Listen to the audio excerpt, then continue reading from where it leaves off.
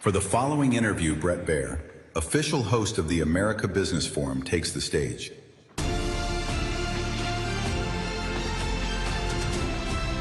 All right. Great to see you. Great to see you.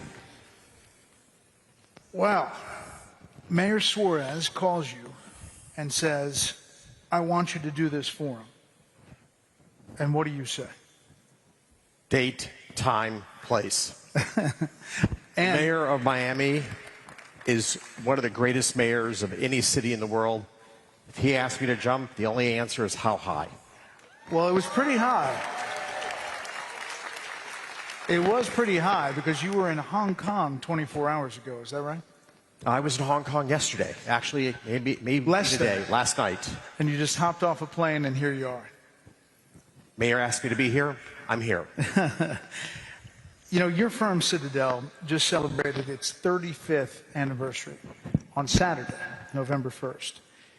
When you look back at this journey from a young man, as you heard, from the dorm room at Harvard, to founding Citadel, to become one of the most influential investors in the world, what were the most important turning points that you look at? If I look at the history of Citadel, I'm going to actually echo the words of a friend of mine who is one of the great entrepreneurs of this era. The great entrepreneurs have the right toolkit, the right skills to solve the problems that are relevant to society at that point in time. And so when I started Citadel 35 years ago, it was the intersection of computers, quantitative analytics, and finance was the brave new world of Wall Street. And over the 35 years, by combining knowledge across all three spectrums, we have built one of the world's most successful investment firms. As you look back at that dorm room for a minute, what values do you think were instilled in you early in life that have been most helpful in bringing to you where you are now? You know, when I was a young man, I played soccer. I started playing soccer when I was 6 years old. I actually played for about 35 years of my life.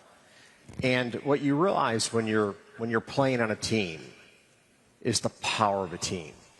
And so one of the great strengths of Citadel over the last 35 years has been our constant focus on just always recruiting the best and brightest to join our team.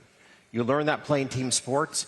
Winning teams are teams that collaborate well together, they communicate well together, they row in the same direction together. We look for those collaborative skills in the people that we hire, but we really do try to find the best and brightest to be part of our team. All right, so take us to 2008. Everything's fallen apart. The headlines about your firm, they say, firm's steep losses, Citadel's year to forget. Take us back to that moment where it seems like the world's falling apart, and what were the most important lessons, if you taught about leadership and responsibility you face in the face of diversity and adversity? Look, 2008 was just an absolutely devastating year for many firms in finance, right? The American banking system was on its knees, and our firm was caught in the maelstrom. The key is when you're in hell, just keep walking forward each and every day. Stay focused on where you need to get to, and keep taking the actions to get to where you need to get to. So for us in 2008, again, you saw the power of a team collaborating. My partners around the world making often tough decisions about what we needed to do to persevere through that really difficult moment. So you've built not one, but two industry-leading firms in Citadel and Citadel Securities. What are the most important factors that keep these businesses really at the top of their game? So when you're in a competitive dynamic, and every business is, you always have to be focused on what would the startup of this moment do to compete with you and to beat you. It's always important to never rest on your laurels, to never be complacent, and to think about where's the world heading, where are your most difficult, your shrewdest competitors going, and how do you get there first? So you can never rest on your laurels. The minute you start saying you're the best is the minute you start to write your own epitaph.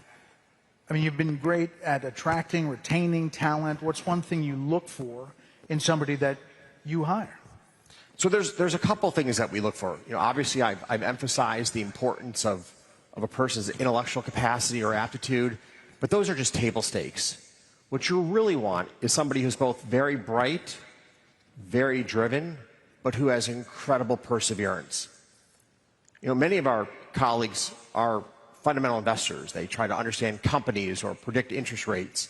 These endeavors are often, you make an investment choice, you're right about 53, 54% of the time.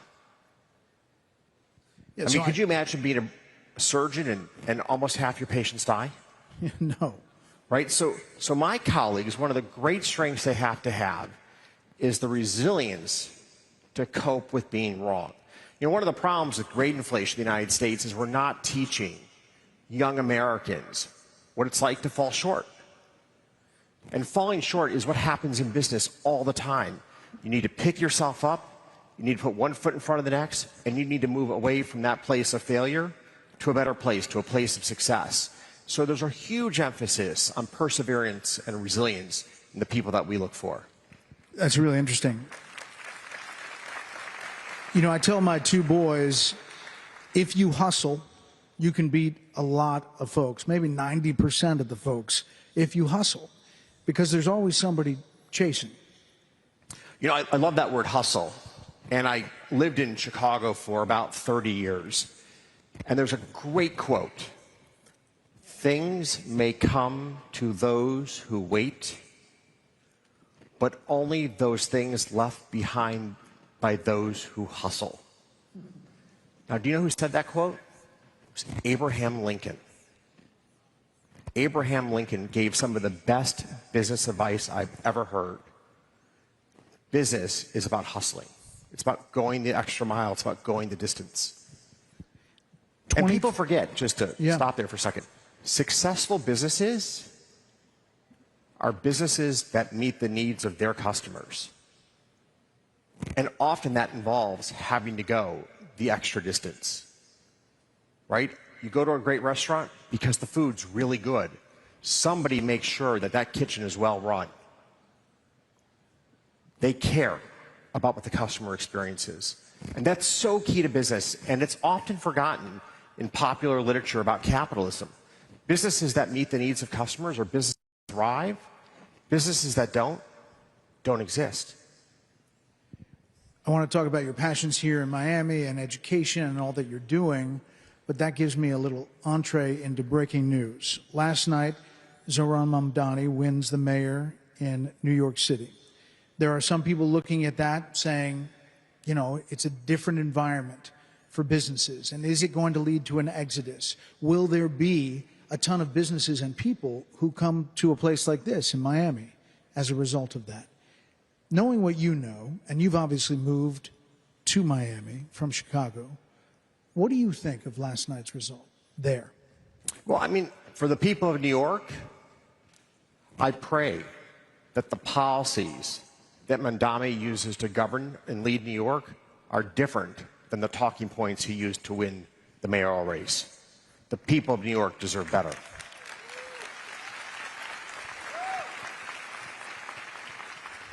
And do you think it maybe leads to an exodus down here? Right, and so if I look at Miami, and I look at why Miami is so successful, the focus on education, the focus on public safety. These are safe streets. We live in a safe city. The focus on community. This is a city that has great pride in what we've accomplished together and what we will accomplish ahead. I've lived in a failed city-state. I lived in Chicago for 30-some years. I had two colleagues who had bullets fly through their cars. I had a colleague stabbed outside the front door of our office. I had 25 bullet holes in the front of my building where I lived. You can't live in a city awash in violent crime and feel proud to call that place home. So I'm grateful for the leadership in the state of Florida. This is a great place to call home. And I hope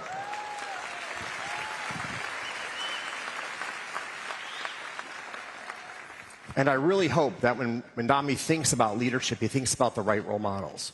And there's a lot to copy from our great state of Florida. and from this great city of Miami. So 2022, you move your family down here. Any like welcome to Miami culture shocks for you?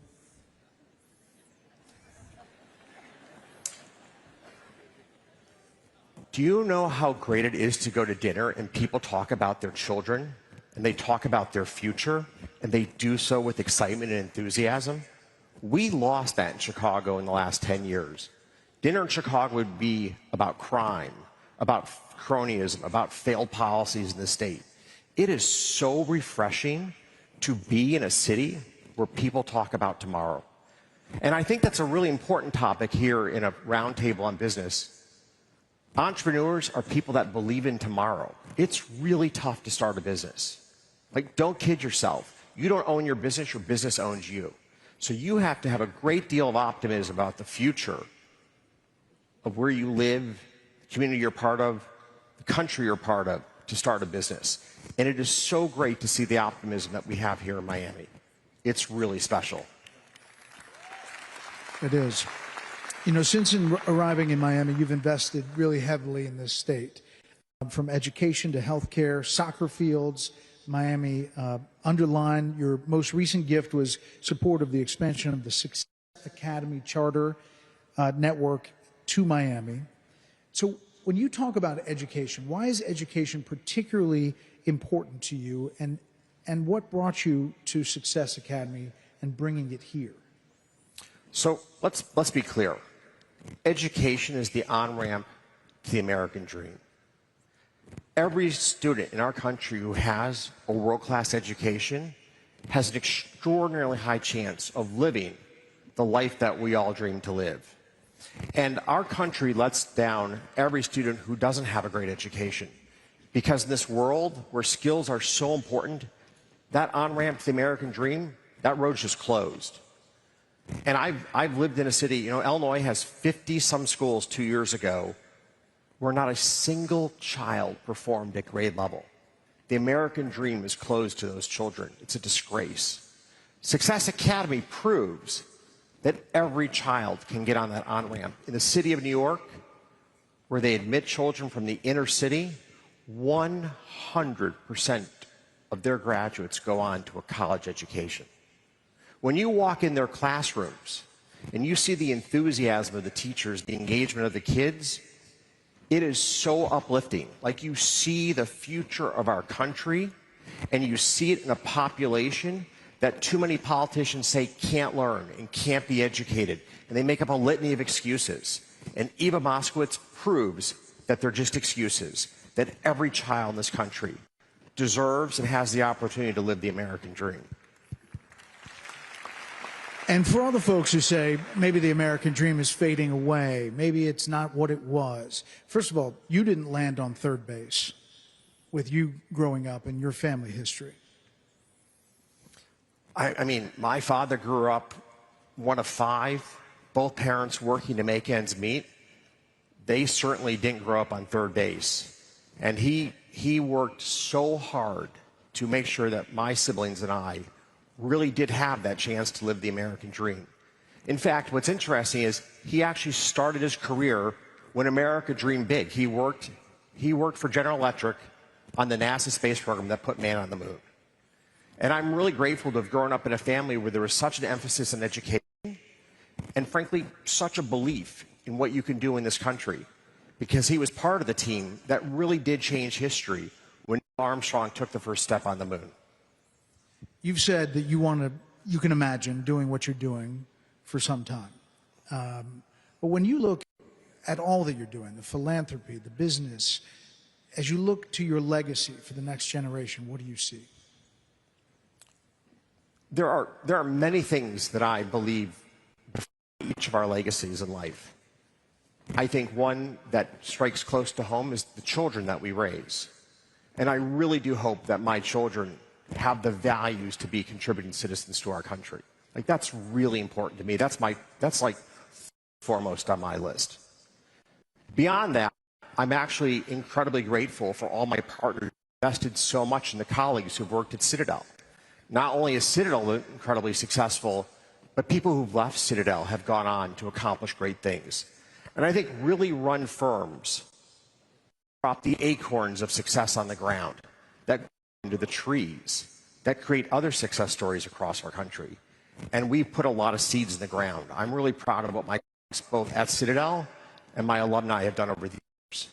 And then I do believe we played a pivotal role in transforming markets. We played a really important role in the democratization of finance.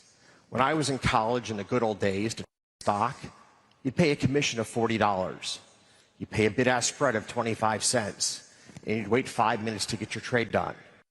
Today in America, as a retail investor, trade for no commission, you pay a spread of about a penny, and your trade is done in about 1/10 of a cent. Why do I care about this? Because roughly half of all American households own equity in America. They own stocks. They're partaking in the American dream as co-owners of our country. And we want to expand that ethos of all of us being invested in America. It helps all of us to save for our retirement, to create more jobs and more prosperity, and to understand and appreciate the importance of good laws and good policy. You know, we said you just got off the plane from Hong Kong and you were speaking over there. As you're in Asia and you think about the economy and how it feels, what do you come away with? So when I travel the world, in every country, there is a profound respect for the entrepreneurialism of our country. In fact, that's been a really incredible source of talent for the United States. Around the world, people dream of coming here to start businesses and to build their dreams. You see it in the Fortune 500. Roughly 50% of all the Fortune 500 companies are run by immigrants or the children of immigrants. The majority of American AI startups were started by immigrants. There you go.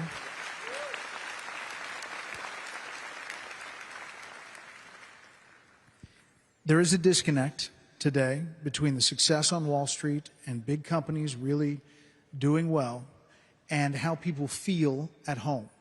And it's, you know, whether you use the word affordability, whether you talk about inflation, whether you talk, however it is, there is this dichotomy between the two.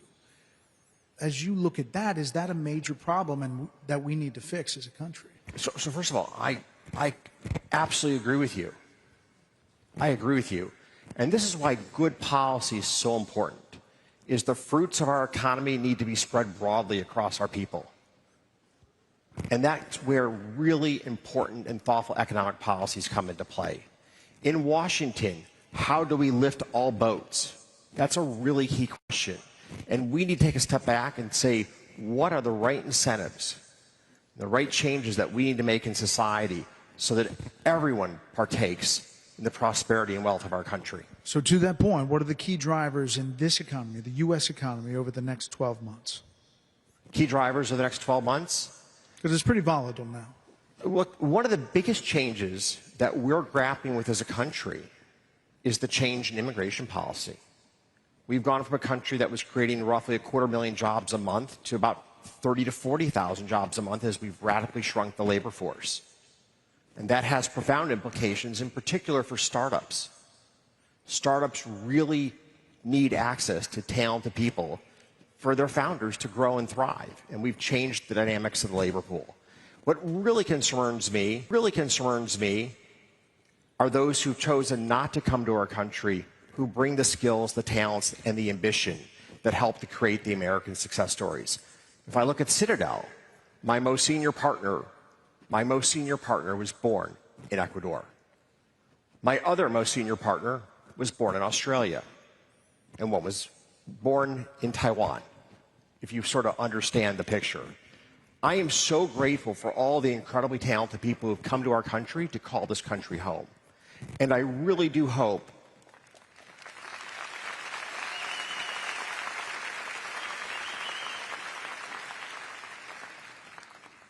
that we take a step back from where we are right here, right now. And let's be clear, there's a lot of anger and frustration about the chaos on our southern border that played out under the Biden administration. The unfettered immigration of millions of people, we didn't know their backgrounds, we didn't know why they were coming here. President Trump did something really great for our country in securing our border. But we need to make it clear If you're coming to America to live the American dream and to help build this country, there's a path to citizenship. Every student from abroad who graduates from an American college should have a green card stapled to their diploma.